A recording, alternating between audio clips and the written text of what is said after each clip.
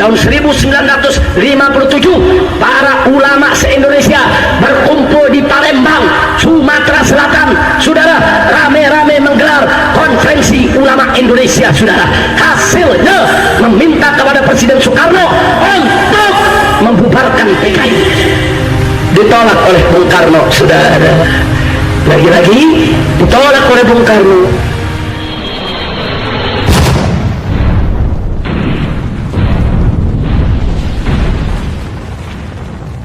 17 Januari 1948 perjanjian Renville dibuat, dan tanggal 23 Januari 1948 akhirnya alhamdulillah Bung Karno memberhentikan Amir Syarifuddin dan membubarkan kabinetnya, saudara. Takbir.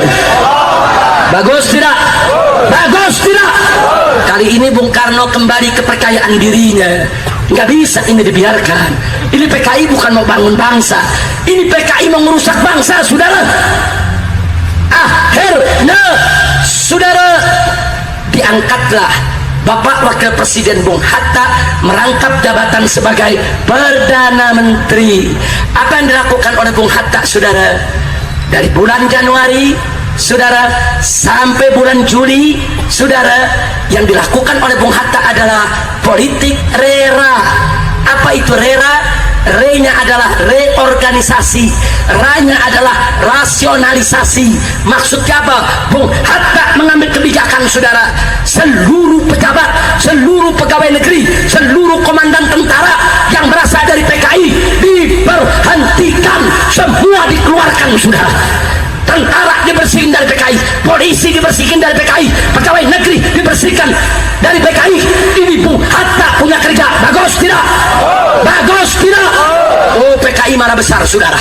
Akhirnya dedengkotnya pulang dari Moskow, saudara. Sudah belasan tahun nggak pulang. Si Musso, saudara, pulang dari Moskow, saudara, datang ke Indonesia, langsung menggelar konferensi PKI bulan Agustus tahun 1948, saudara. Hasil konferensi disampaikan kepada Presiden Soekarno. Isinya bahwa Indonesia kalau mau didukung oleh PKI maka harus berkiblat kepada Uni Soviet. Bung Karno marah. Kata Bung Karno, tidak, kita negara berdaulat, kita negara berdaulat yang berdiri di atas kaki sendiri, nggak boleh kita lepas dari Belanda dijadikan budak oleh Uni Soviet. Bagus tidak? Saya mau tanya dalam hal ini Bung Karno, bagus tidak? Bagus tidak? PKI suruh kita jadi budak Uni Soviet, kurang ajar tidak? Saya mau tanya, kurang ajar tidak? Berarti mereka berjuang untuk kemerdekaan Indonesia atau untuk Uni Soviet? Untuk negara dan bangsa atau untuk asing? Kalau begitu mereka itu pahlawan atau pecundang? Pejuang atau bajingan? Takbir. Insya Allah, sampai di sini jelas tidak? Makanya anak-anak sekolah mesti apa? Nah, kalau Habibnya tahu sejarah, masa anak sekolah nggak tahu? Mesti tahu, ini sejarah bangsa kita, saudara. Ini sejarah bangsa kita. Lurah-lurah mesti tahu, camat-camat mesti tahu, saudara. Kapolsek mesti paham. Koramil dan ramil, saudara, mesti paham, saudara. Ini sejarah, hati-hati. Belajar dari sejarah, saudara. Bagaimana liciknya mereka, saudara. Kira-kira sampai di sini jelas tidak? Jelas tidak? Lalu apa yang terjadi, saudara?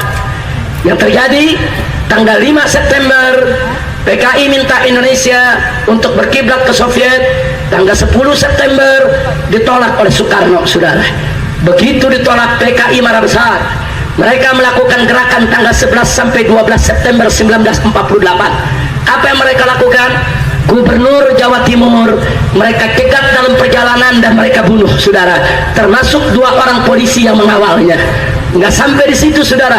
Kolonel Mahardi dari tentara yang memimpin Madiun ketika itu mereka culik, mereka sembelih, mereka bunuh, saudara. Nggak sampai di situ, Dr. Muardi, pimpinan daripada rumah sakit pemerintah di Solo, saudara, juga mereka culik, mereka bunuh, mereka sembelih, saudara.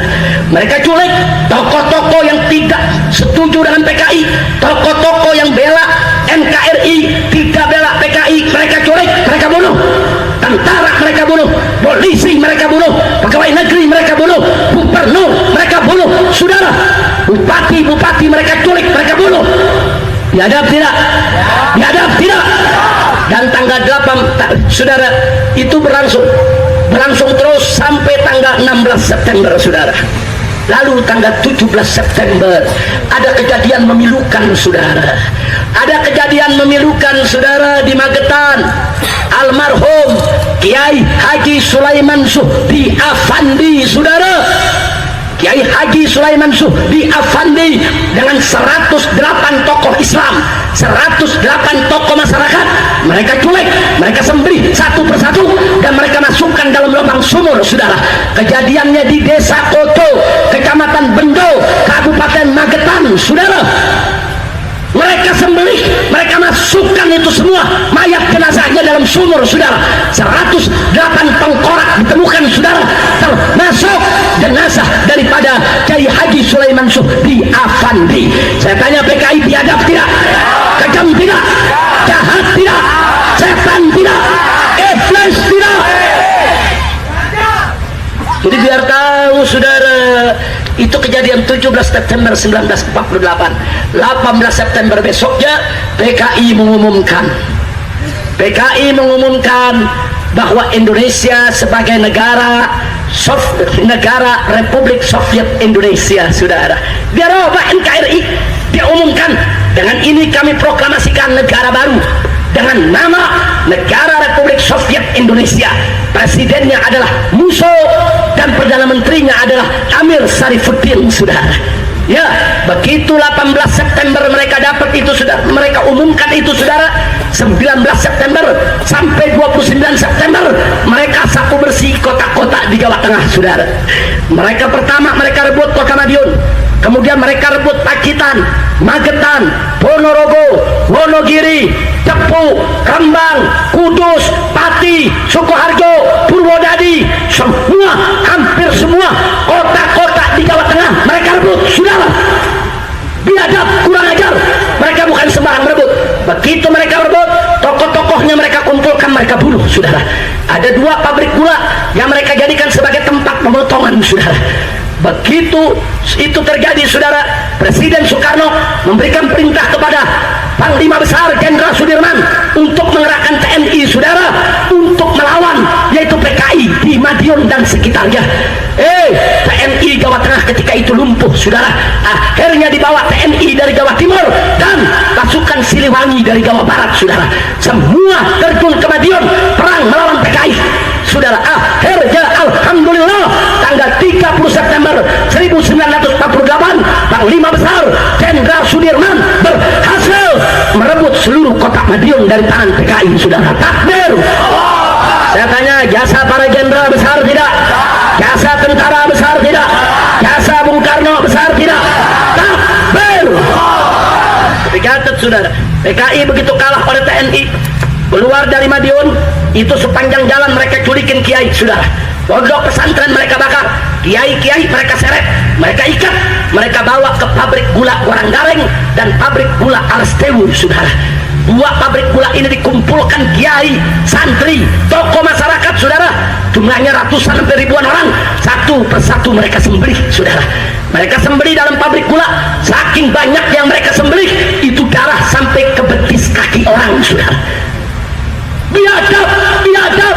Dan mereka buat 7 lubang neraka saudara. Kenapa disebut lubang neraka?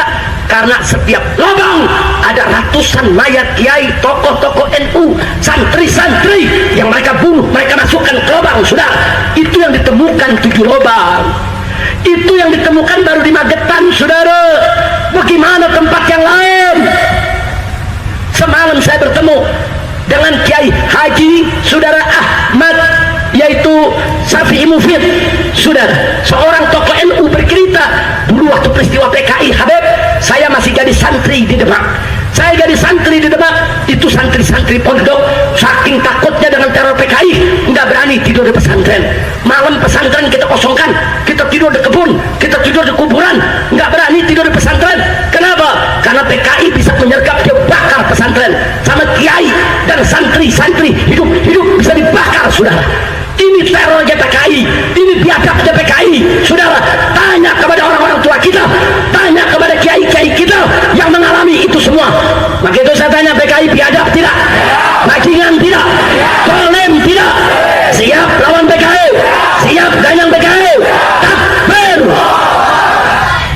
Masya Allah. Itu 7 lubang yang ketahuan.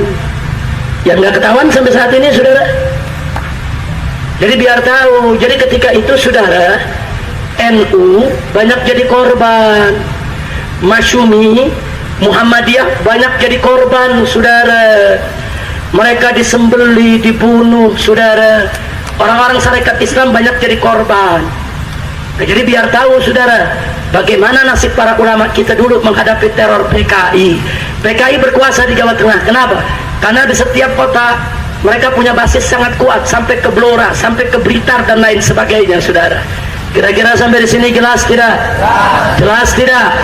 Baru di bulan November tahun 1948, Jenderal Sudirman dengan pasukan tentaranya berhasil menguasai seluruh kota di Jawa Tengah, saudara. Akhirnya Musso ditangkap, Arimin ditangkap, dan mereka dieksekusi, ditembak mati, saudara. Alhamdulillah, selesai tahun 48. Saya tanya, sampai di sini PKI jahat tidak? Biadab tidak? Zalim tidak? Saya mau tanya, layak nggak kalau ketika itu dibubarkan? Pantas tidak? Wajib tidak? Itu yang diminta oleh tentara. Tentara menghadap presiden minta PKI dibubarkan. Jenderal Sudirman minta PKI dibubarkan, saudara. Begitu juga para ulama, para kiai minta PKI dibubarkan. Tapi sayang, sejuta sayang, lagi-lagi Bung Karno terlalu baik hati. Bung Karno menolak pembubaran PKI karena Bung Karno masih berharap, saudara, itu kan musuh, itu kan oknum. Sekarang kan ada tokoh PKI yang lain yang gak terlibat dalam pemberontakan di Madiun. Mungkin mereka masih mau bangun negara. Ini baiknya Bung Karno, saudara, yang disalahgunakan oleh PKI. Akhirnya PKI tidak dibubarkan, saudara. Saya mau tanya, jujur, PKI biadab tidak? Jahat tidak? Kerusuhannya parah tidak? Kejahatannya parah tidak? Musuhnya bubarin jangan? Musuhnya bubarin, saudara. Enggak dibubarin. Kan presiden punya kuasa penuh, saudara. Baik, tolong catat baik-baik. Sebelum saya lanjutkan, catat baik-baik. Bung Karno bukan PKI. Bukan, saya nggak pernah menuduh Bung Karno PKI, saudara. Bung Karno bukan PKI. Akan tetapi keputusan-keputusan Bung Karno banyak menguntungkan PKI. Kira-kira jelas tidak? Jelas tidak? Nah, termasuk yang ini, saudara. Tidak dibubarkan. Lalu apa yang terjadi? Tahun 1950 PKI melakukan konferensi, melakukan pembaharuan, tampillah DN Aidit sebagai pemimpinnya, saudara, didampingi dengan Nyoto dan yang lainnya, saudara. Akhirnya DN Aidit pimpin. Lalu apa yang dilihat? Oh, ini gara-gara peristiwa Madiun, ini masyarakat nggak simpatik lagi sama PKI. Bagaimana supaya masyarakat simpatik dengan PKI? Bagaimana supaya PKI ini namanya, citranya naik kembali? Akhirnya mereka pakai ilmu menjilat, saudara. Mereka jilat Bung Karno habis-habisan. Mereka puja-puji Bung Karno, mereka bela Bung Karno, saudara. Mereka bikin laporan-laporan yang menyenangkan Bung Karno. Semua putusan Bung Karno mereka dukung, semua putusan Bung Karno mereka bela, mereka manut. Mereka nggak pernah lagi mau protes Bung Karno. Kenapa? Untuk balas jasa atas kebaikan Bung Karno tidak mau membubarkan PKI. Akhirnya Bung Karno sayang kepada PKI, saudara. Sayang betul. Lalu dari sayangnya, saudara, ada tokoh-tokoh PKI yang dibuang ke Moskow seperti Nyoto diizinkan untuk kembali ke Indonesia pada tahun 1953, saudara. Tokoh-tokoh PKI yang lari ke Cina, yang lari ke Moskow, rame-rame balik di bawah pimpinan DN Aidit, saudara. Kira-kira jelas tidak? Jelas tidak? Nggak sampai di situ. Bahkan di tahun 1955 PKI berhasil membersihkan namanya lagi, berhasil merebut simpatik masyarakat lagi, dan akhirnya PKI diizinkan ikut pemilihan umum pertama di Indonesia, saudara. Hasilnya PKI menjadi 4 besar pemenang pemilu, saudara. Setelah ada PNI, Masyumi, NU, dan PKI.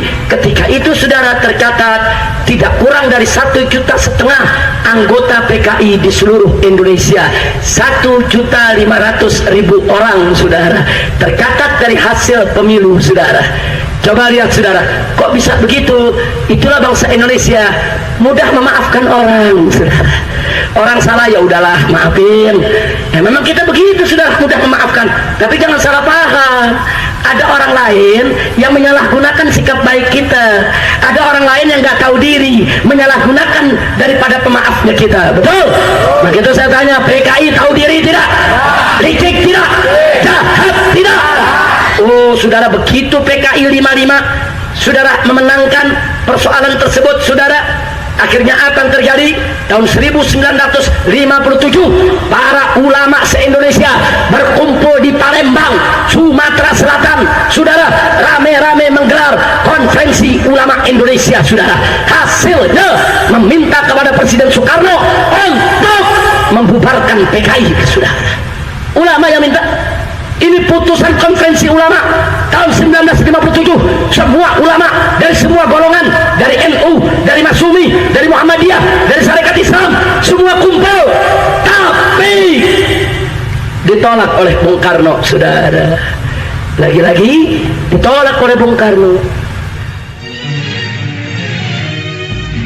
La ilaha illallah, la ilaha illallah, la ilaha illallah, Muhammadur Rasulullah. Rijalun jama'ati na'muru bil ma'rufi wa nanha 'anil munkari narju mardatillahi.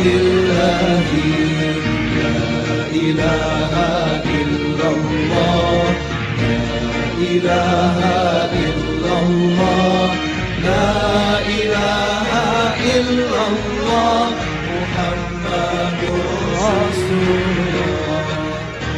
Inna billahi rabba wa bil islami dina, bi ahbana rasulah wal muslimin ikhwana.